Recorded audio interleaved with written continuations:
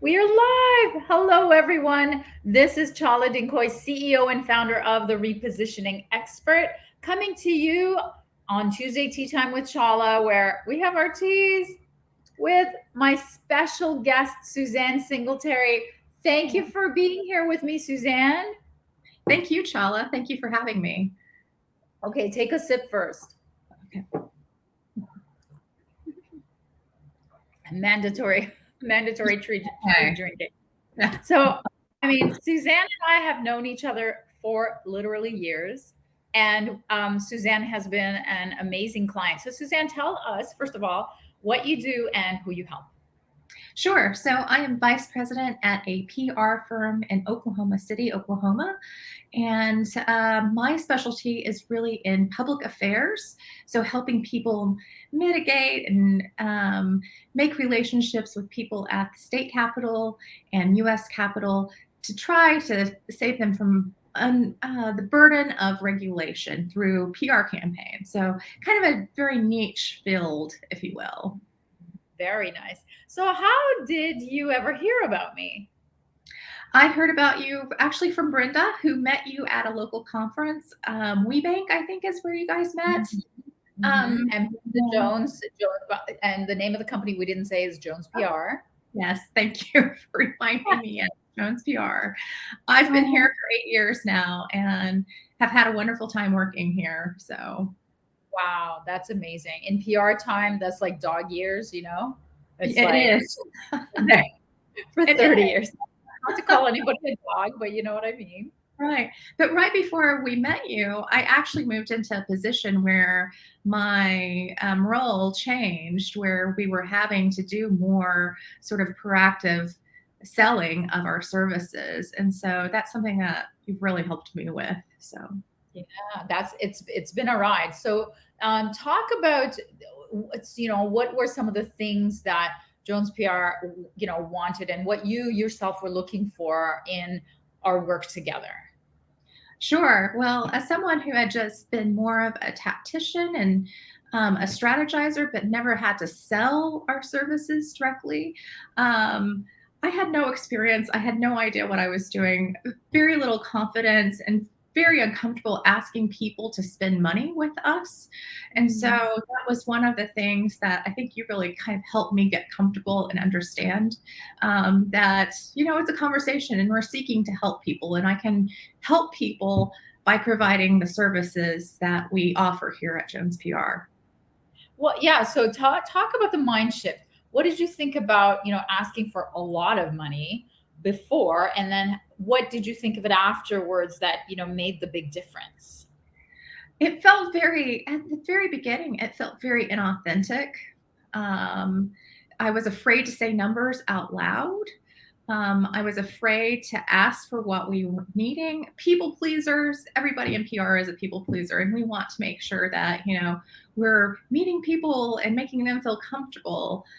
So I think part of the mind shift was becoming comfortable being uncomfortable in those moments until you do it a few times and you grow in those responses by using those 5 questions that you have and just trial and error. And um, I I think I tried it on several times. In fact, I went to a PR conference where we were in this lineup, and so I just started talking to anybody who was ahead of me using the 5 questions to try and get more and more comfortable with it.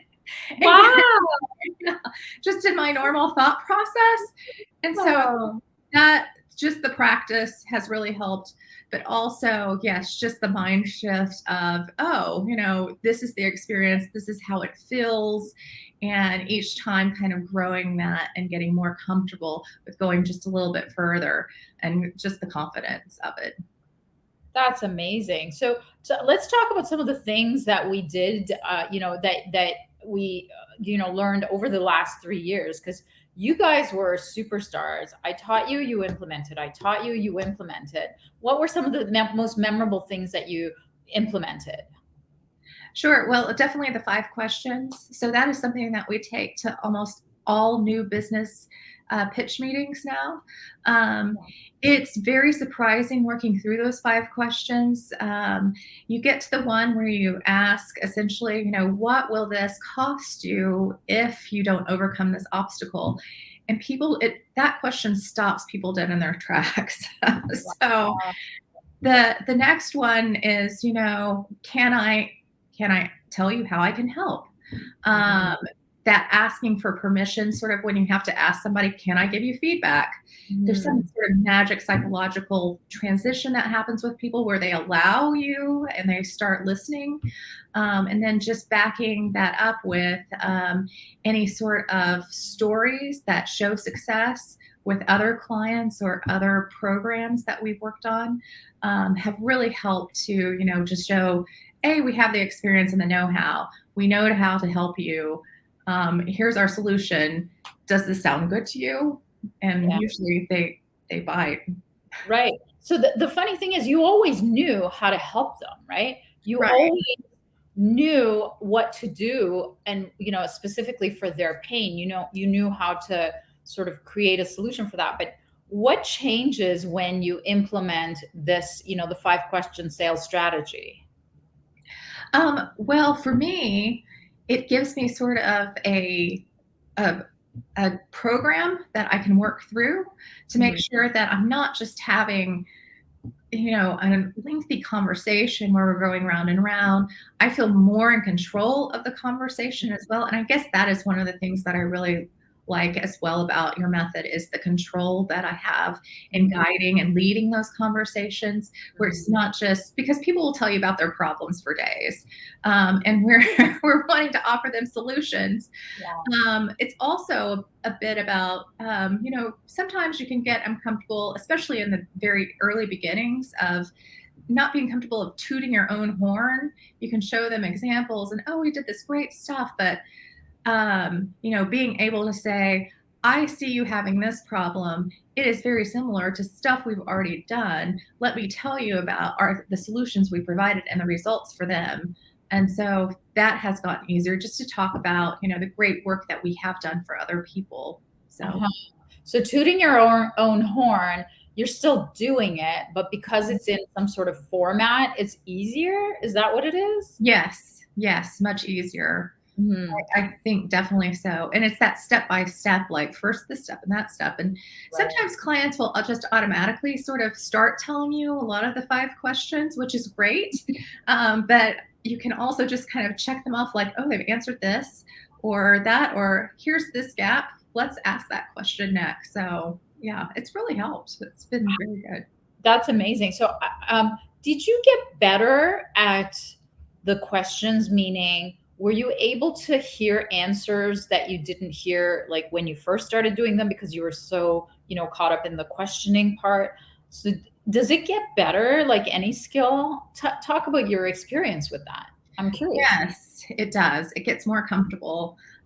Because especially in the beginning, you're so self-conscious about, oh, I'm asking this question. How will they react? What am I going to ask next? You have that sort of that fear and ooh, do I need to phrase this differently? And just having, the experience of having several test and fail underneath your belt, you start to experience and you can kind of nuance it. And again, just you gain confidence and control in the conversation, which I just really appreciate. So yes, it opens you up to listening and responding to what they need to hear in order to hire you. Yeah, that's amazing. Now, you guys have done so many things that I've always taught you.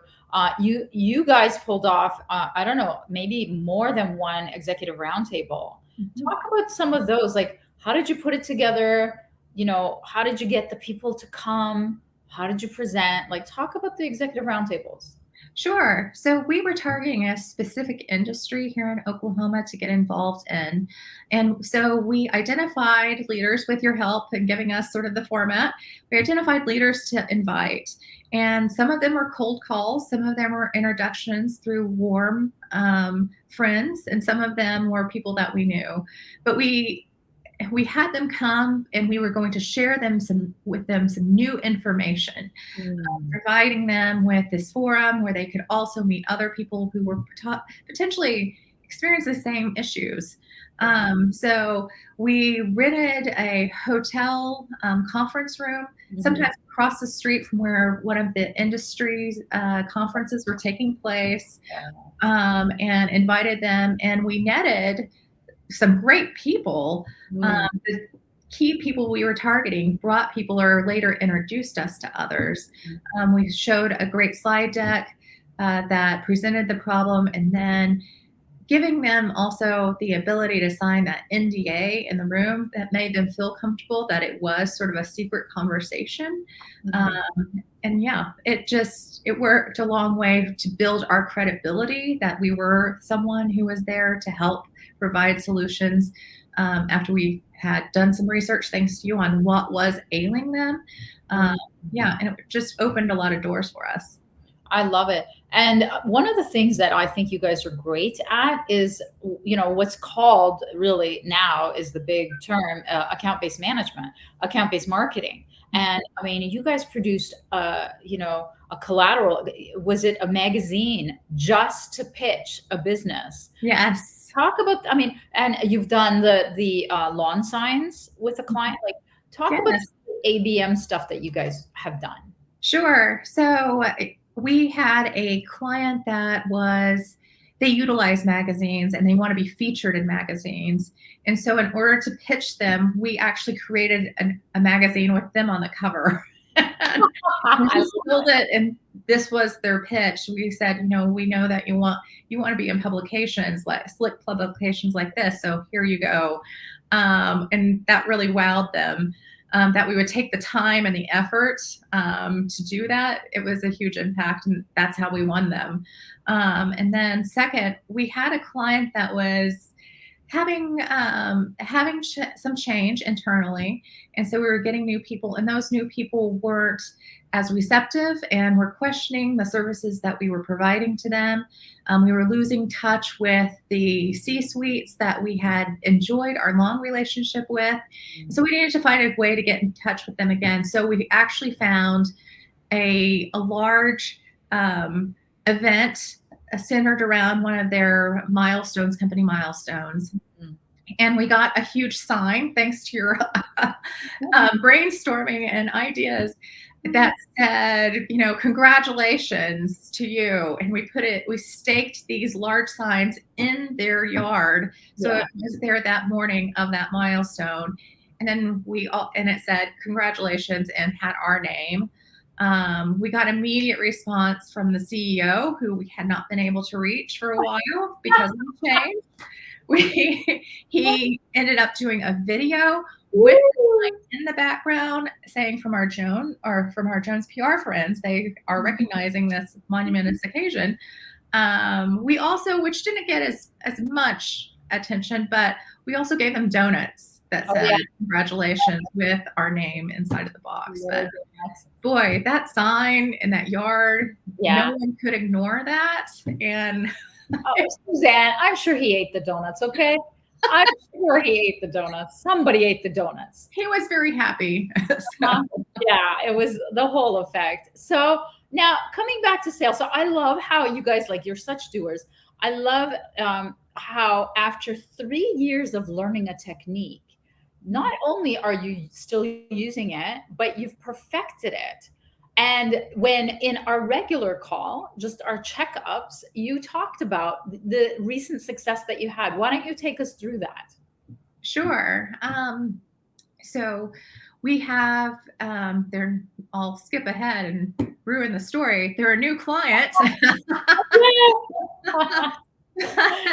How we got there was an introduction through a former mayor who works with us and advises us. And he had gotten a call from the CEO, who is co-owner of an NBA basketball team, but what funds his funding is his day job, which is a large industry here in the communications section here in this region. So we got a call that they wanted to meet with us. We set up a meeting very quickly. The next day I was sitting in front of the CEO and his entire C-suite and his already entrenched communications person. So they have a marketing and communications person. A lot of times when we are trying to pitch marketing and communications, if they already have internal people, they're thinking, we can do that. Don't need your help. So sometimes that is a barrier to entry for us. Sure. But went through the 5 questions and then told those stories to back up, other things that we had been able to do that were similar to the issues that they are facing. And then at the end of the conversation, my partner says, when do you think we can get them a proposal? So I took right? Right.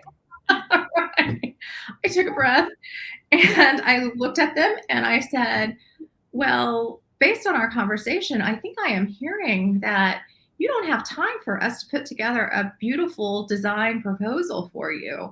I think what you really need is for us to get to work as soon as possible. So with your permission, I'd like to offer to help you by saying that our hourly rate is X, and I think it's going to take this many hours a month. And that is what I would propose to start out with. So may I send you a contract? And the CEO, the co-owner of an NBA team, states, that sounds pretty transparent. Send it over. So I love it. I love it. I love it. That it felt is so good. That's the other thing. It just felt amazing. I love it. And we've talked about this before, but in the first meeting, when you talk about budget, it closes faster and there's a higher close rate. And you just found that out. Yeah, I mean, you've been doing it all these 3 years. But what did your partner say? Great job. Well done. Yeah, well done and great job afterwards, of course. So yeah, that's awesome. I love it. Well, I mean, so it's just, proof is in the pudding when you implement and it works over and over in every industry, every size. I mean, was it a 5-figure, multiple 5-figure, 6-figure contract? What was the sort of the size of the contract? It is 6-figure. So yes. Very nice. Very nicely done. Very nicely done. So, I mean, is there any advice that you'd like to give people who are hesitant to use this model? I would just recommend that they listen to you and follow your advice and use you, bounce things off of you. That was another thing. We always feel that you are available to us, and we so appreciate whether you're just reviewing a slide deck or helping us brainstorm on new and interesting ways. And then also just to trust your process, that it really works. If you just accept it, try it on, and again, practice it.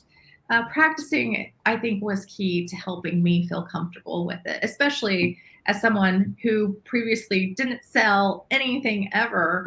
And now selling 6-figure contracts. So, wow.